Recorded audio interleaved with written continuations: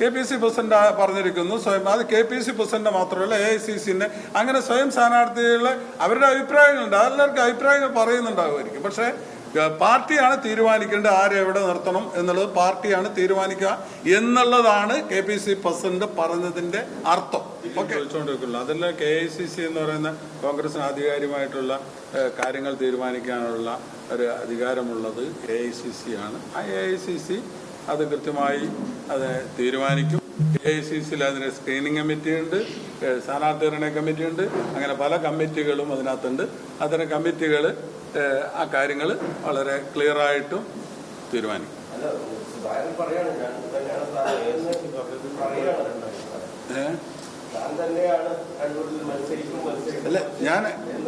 അത് ആരാണ്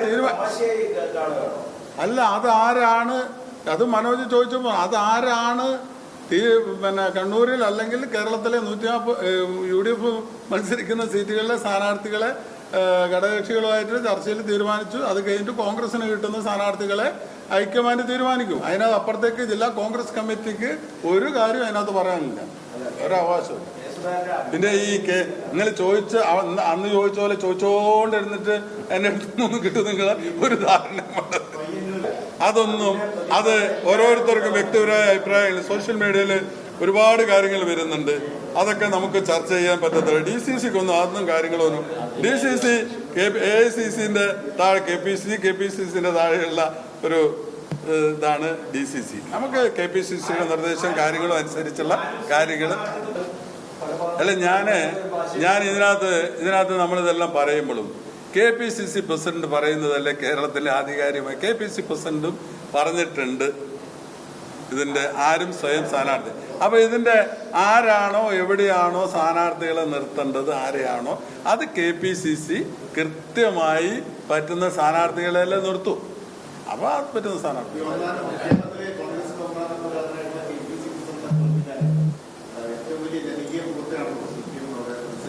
എന്ന് ഞാൻ ചോദിക്കട്ടെ. നിങ്ങളിത് ഞങ്ങളെ സംബന്ധിച്ചിടത്തോളം മറ്റേ ശൈല ടീച്ചർ അവിടെ ഒരു കാൻഡിഡേറ്റ് അല്ല. നിങ്ങൾ വേറെ കാൻഡിഡേറ്റ് അവിടെ ഉണ്ടല്ലോ. ഇന്ന് ജനകീയ മുഖമെന്ന് നിങ്ങൾ ആരാ ഉണ്ടാക്കിയെടുത്തത്? PR വർക്കല്ലേ? വടകരയിൽ പോയിട്ട് എന്താ സംഭവിച്ചത്? ഇപ്പം ശൈല ടീച്ചർ വരുമ്പോൾ എന്തെല്ലാം വിഷയങ്ങൾ വരും? കോവിഡ് കാലത്തെ തട്ടിപ്പ് മുഴുവൻ വെട്ടിപ്പ് മുഴുവൻ പുറത്തു വരൂലേ? പിന്നെ നിങ്ങൾ ഈ വലിയ ജനകീയ മുഖം ആർക്കാണ് ജനകീയ മുഖം? അങ്ങനെ ഒരു ജനകീയ മുഖമായി നമ്മൾ കണ്ടിട്ടില്ല. അതേസമയം മറുസ്ഥാനത്തുള്ള സ്ഥാനാർത്ഥി ആരാണ്? അതൊരു ജനകീയ മുഖം തന്നെയാണ്. ആർക്കും ഒരു പരാതിയും ഒന്നും പറയാൻ പറ്റാത്ത ജനകീയനായ എതിർസ്ഥാനത്ത്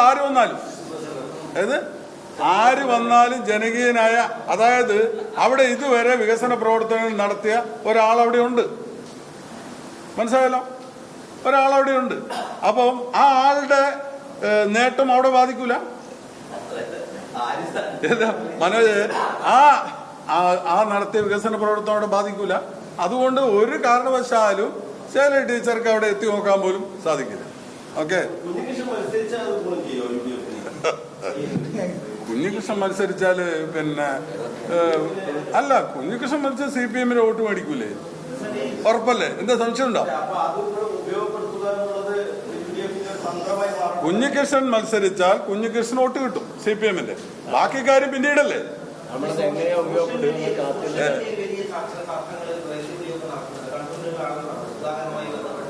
അല്ല, സോഷ്യൽ മീഡിയയിൽ ആരെങ്കിലും ഇതൊന്നും ഞാൻ അല്ല.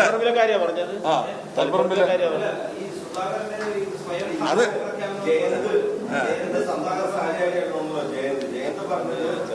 അതൊന്നും